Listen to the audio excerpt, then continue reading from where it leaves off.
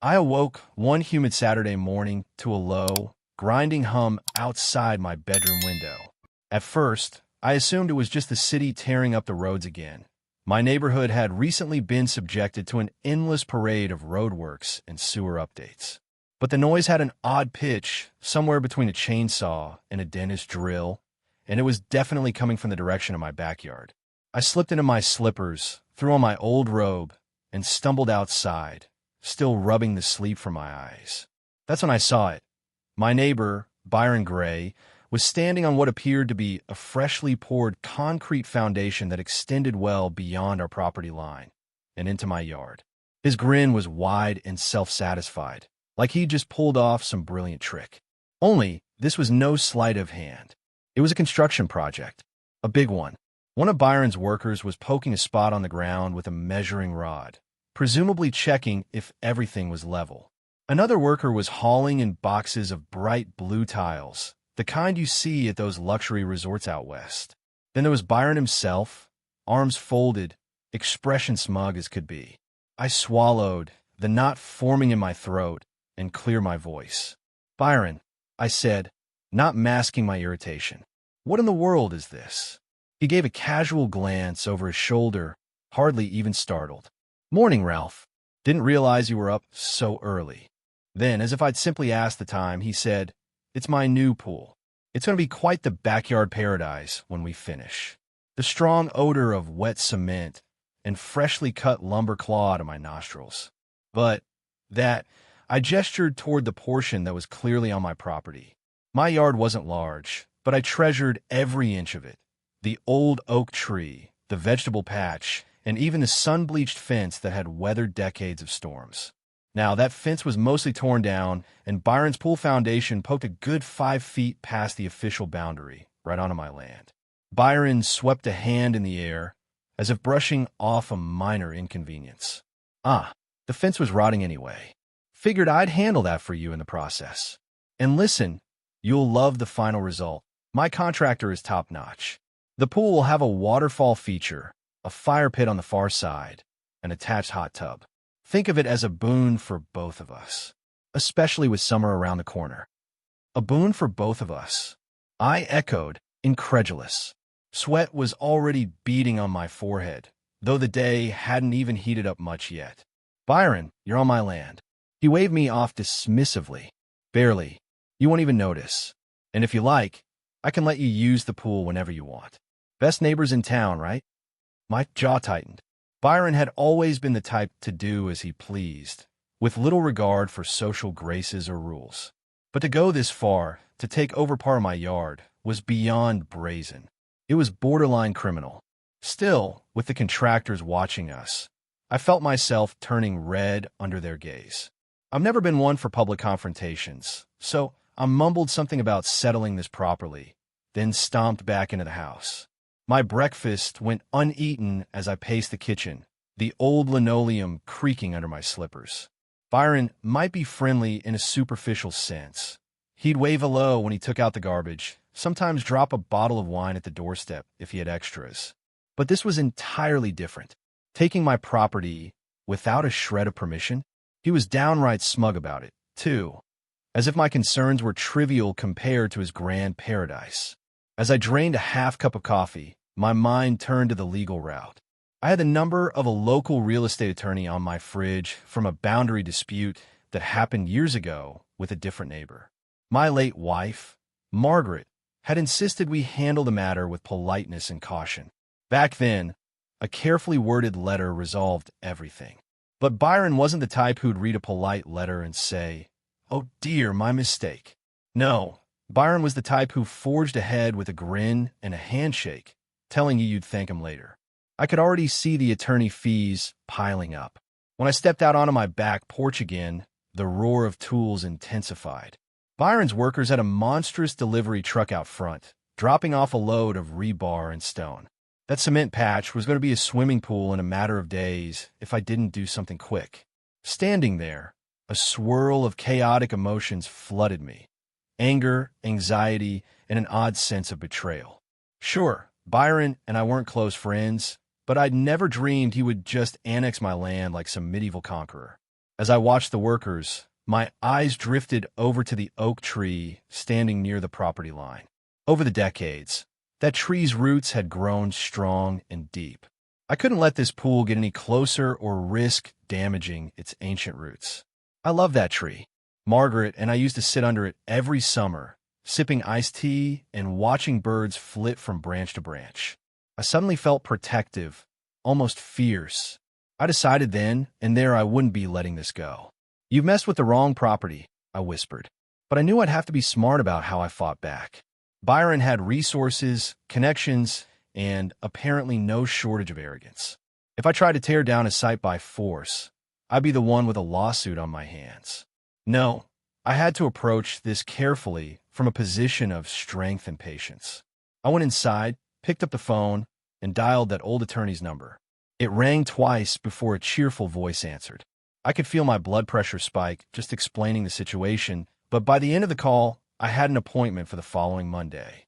I'd have to endure an entire weekend with Byron's construction fiasco rattling my nerves. I leaned against the wall, phone still in my hand, trying to steady my breathing.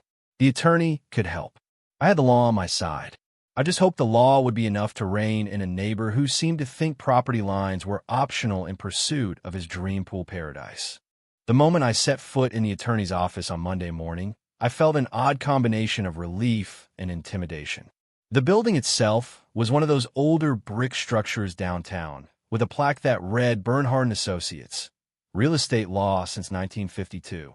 The heavy wooden door creaked, reminding me of my own house's creaky floors, except the smell here was different, some mix of old leather and aftershave.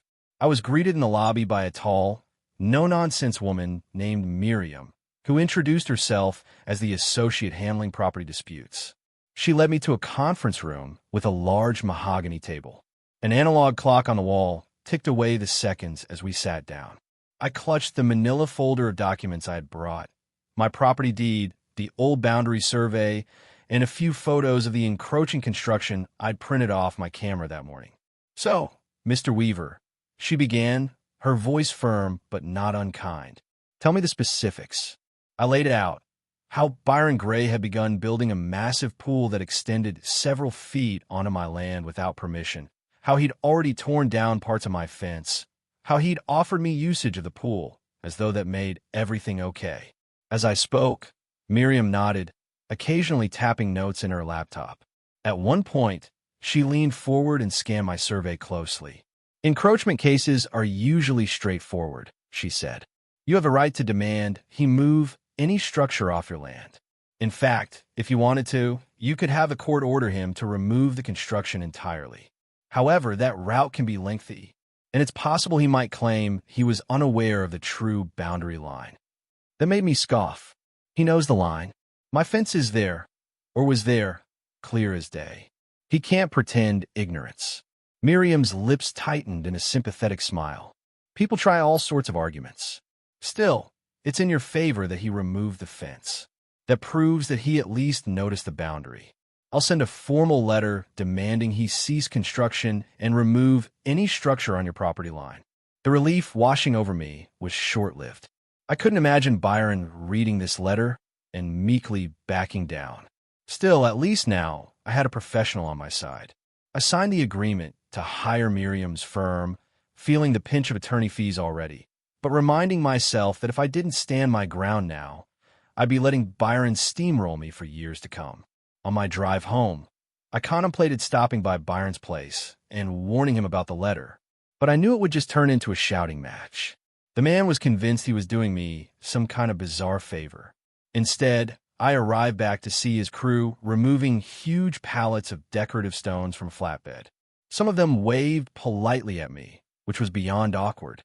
Byron was nowhere in sight, probably off ordering more tiles or picking out fancy pool furniture.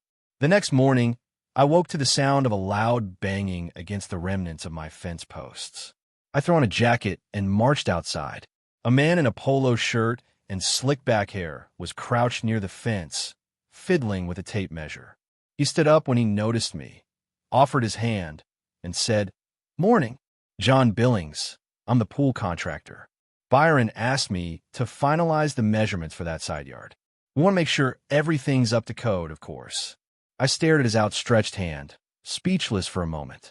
Finally, I took it, out of ingrained politeness, and gave it a curt shake. Up to code? You're building on my property. He lifted an eyebrow. That's not what Byron told me. He said the property line was right here. He gestured in a vague direction that actually pointed deeper into my land than before. I felt my jaw tighten again. Look, I don't know what Byron's told you, I said, but I have a deed and a fence line that's been there for decades. Your pool or patio or whatever else you're adding is trespassing on my land. John Billings frowned, looking genuinely startled. That's quite a claim. I'll have to check with Byron. Before I could say another word, he pulled out his phone and stepped aside. I caught snippets of his conversation. Mr. Gray. He insists. Right, I understand. Then he hung up and turned to me with a practice contractor smile. Mr. Gray says he's already discussed all of this with you. Listen, sir, I'm just following the blueprint and permits your neighbor provided. I promise I'm not here to cause trouble. If there's a boundary issue, you two need to sort it out. Until then, we have a timeline to keep. I stood there utterly dumbfounded. Permits? Timeline? Byron must have paid for an expedited permit process or pulled strings. The county offices can be slow about everything else, but apparently, Byron's papers had sailed through. Then do me a favor, I said, mustering as much calm as I could. Don't install one more tile until you talk to your lawyers or the city. There's a letter coming Byron's way from my attorney.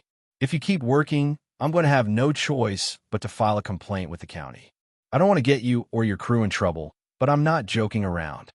John Billings sighed, nodding slowly, then turned to his workers. Pack it up for now, guys, he said reluctantly. Let's at least hold off until we straighten this out. With that, the men began cleaning up. My anger still simmered. Byron's confidence that he'd just breezed through the process made my blood boil. It was a relief to see the workers leave for now, but I knew it was only a temporary reprieve. Sure enough, a few hours later, my phone rang. The caller ID showed Byron's name, and part of me wanted to let go straight to voicemail. But I knew he wouldn't just vanish quietly. I answered with a terse greeting. Ralph, he said, with a measured calm that I recognized as the prelude to some manipulative pitch. We need to talk this over, neighbor to neighbor. The crew tells me you told them to pack up. That's going to delay the entire project, and I've already sunk a fortune into this. I'm not the one who decided to extend your pool onto someone else's land, I retorted. And I'm certainly not the one forcing you to tear it down. That's your choice if you keep ignoring the boundary line. I've got an attorney handling the dispute now. You're hiring lawyers? His exasperation cracked through. That's going to be costly for both of us. Look, Ralph, why don't we meet over coffee and talk like civil adults? I know you're upset, but I'm sure we can come to some arrangement. My eyes fell on the old oak tree again, its leaves rustling in a gentle breeze. I remembered Margaret and our afternoons reading under that oak's branches. The ground that Byron had cemented over was far too close for comfort. I'm listening, I said, but don't expect me to roll over on this. You've gone way beyond what's neighborly. Don't worry, Byron said. I have an idea that might just solve this to both our benefits. I'll be in touch. He hung up before I could ask for details. My frustration lingered, but I also felt a twinge of curiosity. Byron usually bulldozed his way forward without asking permission. Maybe he was finally rattled enough to seek a real solution. Or maybe it was another sham attempt to smooth things over without actually fixing the problem. Time would tell, and I wasn't about to let my guard down. True to his word, Byron showed up at my door the next morning. The strong smell of his cologne drifted in before he even said a word. He wore a crisp polo shirt, iron slacks, and that trademark grin that implied he was about to pitch me something, like a door-to-door salesman who refuses to leave until he's made a sale. Let's head to the porch, I suggested curtly, not wanting him to saunter around inside my home. The memory of his unauthorized takeover of my yard was still raw. We sat on two weathered rocking chairs, the same ones Margaret and I had picked out years ago at a flea market. Byron glanced around, presumably noticing the chipped paint and the mismatched cushions. He probably thought them quaint or outdated. He always was the type who loved everything shiny and new. I appreciate you talking this out, he began, folding his hands in what he must have thought was a conciliatory gesture. This weekend was a bit tense, I admit. Tense because you took my property, I said, not mincing words. Let's not sugarcoat this. You're building on my land without permission. You tore down my fence. I have every right to be furious. His eyebrows twitched, but he forced a smile. I get it, but hear me out. I'm willing to compensate you handsomely for that strip of land. Now, I've done some digging in the county records, and it seems the fence line was never properly registered, meaning there's ambiguity about where the official boundary lies. I bristled at that. Ambiguity? That fence has been there for 40 years, at least. And I have old photos that show it predates your arrival by decades. Sure, Byron conceded with a shrug. But if the official deed states a certain measurement and the fence was built a foot off that line at some point, nobody's going to know for sure without a new survey. That's a headache for both of us, right? I couldn't deny it. Fences sometimes go up in the wrong spot, but that typically results in a couple of inches discrepancy.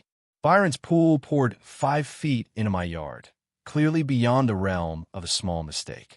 Still, I kept quiet, letting him continue. I'm prepared to buy that section from you, Byron said. We get a new survey, see exactly how many square feet we're talking about, and I'll pay the full market rate for land in this area. Maybe even a premium, just to smooth things over. You'll get a nice chunk of cash, I'll get my dream pool, and we can go back to being neighborly. The nerve of this man to talk about neighborly after he'd practically launched a miniature construction invasion. And yet, I couldn't dismiss the offer outright. My property taxes weren't exactly cheap, and my retirement account wasn't as flush as I'd like it to be. Selling that sliver of land might be pragmatic, especially if my fence was indeed slightly off the official line. But my pride bristled at the idea of letting Byron waltz away with no consequences for his arrogance. Let's wait to see what my attorney says, I replied, measured. I'm not making any deals until we have a professional survey that confirms the boundary.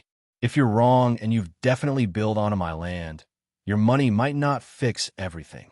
Byron nodded, though his jaw was set in a firm line. Well, in the spirit of cooperation, I'm willing to foot the bill for the survey. We'll call a reputable company to come out this week, do a precise measurement. Then we'll know. If it turns out I've gone over, we'll talk numbers. Despite myself, I found a slight acceptance creeping in. Fine, but I want to be there when the survey team arrives. And I want you to sign a written agreement that if the survey shows you've encroached, you'll stop construction immediately until we work out the details.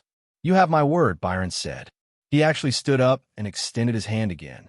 With some reluctance, I shook it. After Byron left, I stared out at my yard for a long time. A few workers had trickled back in, cleaning up the site. No new construction was happening yet, presumably on Byron's orders. I couldn't help noticing that the half-poured foundation looked far from partial. It was almost fully formed, with rebar jutting out in anticipation of the next phase. The shape was clearly meant to be a kidney-shaped pool. In my imagination, I could already see water glistening under the summer sun, lounge chairs and Byron's guests sipping cocktails right next to my property line. My phone buzzed. It was Miriam, my attorney. Mr. Weaver, she said. I just received a communication from Byron Gray's counsel. They're suggesting a new survey at his client's expense. Apparently, Byron is offering to either purchase the encroached land or pay for damages if any exist. That's quite the shift. Yeah, he just left, I said, marveling at the speed of his attorney's response. He wants me to sign something that stops me from filing further complaints until the survey is done. Do you think I should? Send me the document first, Miriam advised. I'll look it over. But generally, a professional survey is a good step forward. Just be cautious about any language that binds you into a disadvantageous deal. I promised to forward any paperwork her way and hung up, my mind ping-ponging between relief and suspicion. Byron's sudden eagerness to get me on board might be a genuine attempt at resolution, or it might be a tactic to slow down any legal recourse until the pool is already finished. Once it's completed, forcing him to remove it could become much harder in the court's eyes. Sure enough, that evening a representative from a local survey company knocked on my door. A young man with a laser measure and a digital notepad politely introduced himself as Toby. "Mr. Gray hired us," Toby explained. "He wants an expedited survey. Mind if I mark some points in your yard?" I nodded. "Go ahead. I'll be right behind you." We walked the perimeter, Toby planting bright orange flags in the ground. He checked angles, distances, and cross-referenced everything with a set of old survey coordinates Byron had apparently provided. The entire time, I kept glancing at the half-finished pool, the area where my fence used to be. An odd ache formed in my chest as I thought of Margaret, how she'd have handled this with cool patience and maybe a gentle sense of humor. She would have teased me for letting the neighbor get under my skin, but she also would have stood firm. That memory steadied me, making me realize I had to be both resolute and strategic. After an hour, Toby packed up his gear and scribbled on his notepad. "I'll compile these findings tonight and send them to your attorneys and to Mr. Gray. Should be ready in a day or two." I nodded, my stomach knotted. In a day or two, I'd either have the upper hand or face the unsettling possibility that maybe the fence line truly was off, and Byron's construction wasn't as large an invasion as I assumed. That would sting, though it wouldn't erase all the frustration he'd caused. As Toby left, Byron emerged from his own house, raising a friendly wave. He didn't come over or try to talk. Instead, he watched Toby pull away in his survey van. Byron looked confident, the corners of his mouth turned in a faint smirk. I wondered if he had an ace up his sleeve, if the ambiguity was more to his advantage than I realized. One thing was certain. The result of that survey was going to change everything, for better or worse. It was late on a Wednesday afternoon when I got the call from Miriam. I'd spent most of the day tidying up my garage, an old procrastination tactic I resort to whenever I'm anxious. The second I heard my cell phone vibrate against the workbench, my chest tightened. This had to be about the survey. "Mr. Weaver," she said, her tone revealing little. "We got the results. Are you at home? I can come by." "What's the verdict?" I asked, voice shaky. She paused, then said, "Let's discuss in person. I'll be there in 20 minutes. My heart hammered through those next 20 minutes. I paced the driveway, glancing over at Byron's property. The construction site was quiet, no workers in sight. A half-finished pool wall rose from the concrete like an ancient ruin, mocking my every step. Eventually, Miriam pulled up in a gray sedan and got out, a thin file in her hand. "I won't beat around the bush," she said, handing me the file. "According to this survey, your fence line was placed about 3 inches over the official boundary, in your favor. Normally, that wouldn't be a big deal. But Byron's pool foundation is indeed encroaching by 4.5 feet onto what is confirmed to be your property." I felt a wave of relief and triumph so intense that my knees nearly buckled. "So, I was right." "Yes, and I've already spoken to Byron's counsel," Miriam continued. "He offered a sizable sum to purchase that strip. We're talking far more than market value, Mr. Weaver. If you're open to the idea of selling, you could walk away with enough to fund some major renovations or pad your retirement." I took a deep breath. A part of me wanted to celebrate. Another part of me felt unsettled. And if I don't sell? If I want him to tear out the pool foundation and restore my property? Miriam exhaled. "Then we file for a court injunction. He'll have to remove any encroaching structure, and you could pursue damages for trespass. It'll be a drawn-out process, though, and Byron's prepared to fight it. You'd likely win, but could take months, possibly years, and cost you in legal fees." I looked over at the battered remains of my fence, the oak tree still standing proud. My property. I remembered Margaret's dream to keep the yard a haven of nature. How would she feel about me selling any of it for a chunk of cash? Probably not thrilled, though she'd also want me to do what was right for my future. And it was just a narrow strip, but it was my strip. Was the principle of the matter worth the emotional and financial toll of a court battle? Miriam seemed to sense my indecision. "You don't have to decide this instant. But Byron's counsel is pushing for a quick resolution. They know the longer this drags on, the more likely the county or the court will force him to demolish what he's built." I nodded, running a hand over my face. "I need to sleep on it." That night, I must have stared at the ceiling for hours. The idea of taking Byron's hush money made my stomach churn, but so did the thought of a months-long or years-long legal fight. I'd spent too much time in conflict since Margaret passed. The idea of letting it all go and taking a check was tempting in that it offered peace, though it also felt like letting Byron's arrogance win. Eventually, I drifted into a restless sleep. At dawn, I shuffled to the kitchen to start my coffee. As it brewed, I looked out the window. There was Byron, sipping from a mug of his own, standing on the pool's foundation. We locked eyes through the glass. A moment later, he lifted his coffee cup in a silent, almost conciliatory salute. I couldn't read his face well from that distance. Was it regret, apology, or simply self-satisfaction? A few hours later, Byron knocked on my door. I cracked it open, not quite inviting him in. He stood there with a respectful expression. No cologne, no flashy polo, just jeans and a worn t-shirt. "Ralph," he said, his voice subdued. "I heard from my lawyer this morning. They told me you got the survey results. Look, I know we've had our differences, but I truly didn't mean to barge onto your land like a tyrant. I had some older records that suggested my property line was further out, and I guess I trusted them without verifying." I let out a short laugh. "You sure didn't act uncertain when I confronted you." He dipped his head. "You're not wrong. I got too excited about the project. But here's the bottom line. I want this pool for my family. My grandkids love swimming, and my wife's always dreamed of having a real backyard oasis. I'm prepared to pay you for the land, more than it's worth by any measure. We both know that court battles can drag on, and I'd rather we just fix this neighbor to neighbor so we can move on." I studied him, surprised by the hint of genuine remorse. Or maybe it was just the fear of losing his half-finished paradise. Still, his tone was different, less arrogant. Could it be that the reality of his mistake was finally hitting him? "Byron," I said, voice even, "you put me in a tough spot. Yes, you're offering a lot of money, but you really broke my trust. You tore down my fence, poured concrete in my yard, and basically acted like I was supposed to be grateful. That's not how neighbors should treat each other." He nodded. "I know. I'm sorry. If you say no, I'll tear out the pool. I'll eat the cost because I won't have a choice. But this is me asking you for a chance to make it right."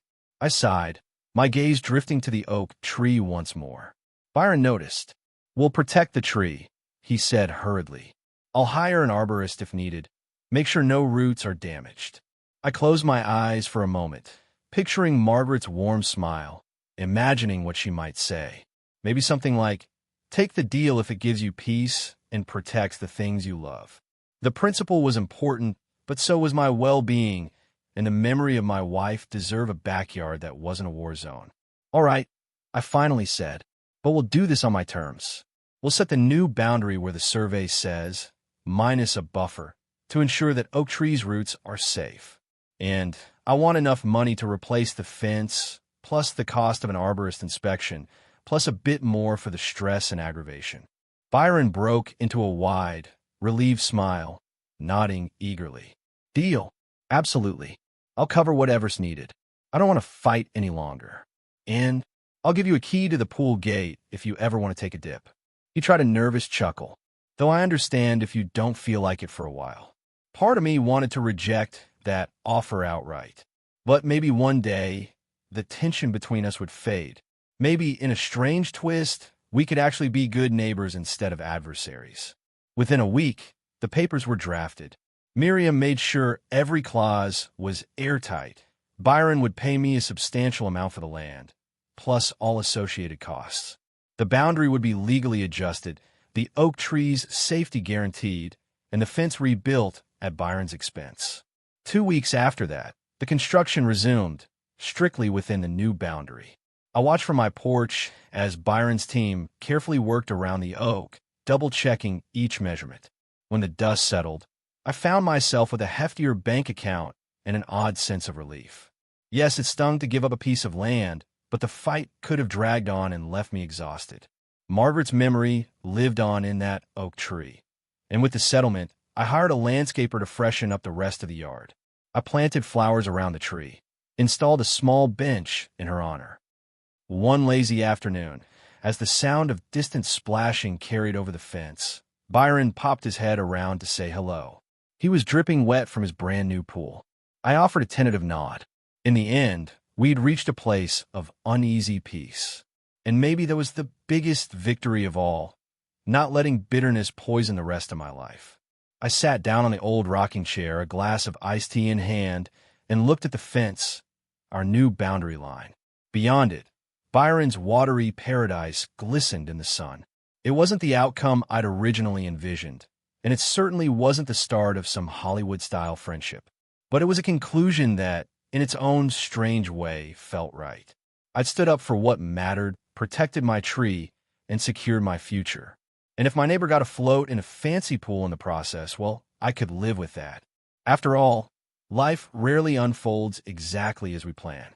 But if we're lucky, we figure out how to make peace with the unexpected. And sometimes we even find room in our hearts to forgive. The echo of construction noise was gone, replaced by a hush broken only by the rustle of leaves overhead and the gentle creak of the rocking chair beneath me. And for the first time since this whole ordeal began, I felt a hint of calm, a small slice of paradise all my own. The end.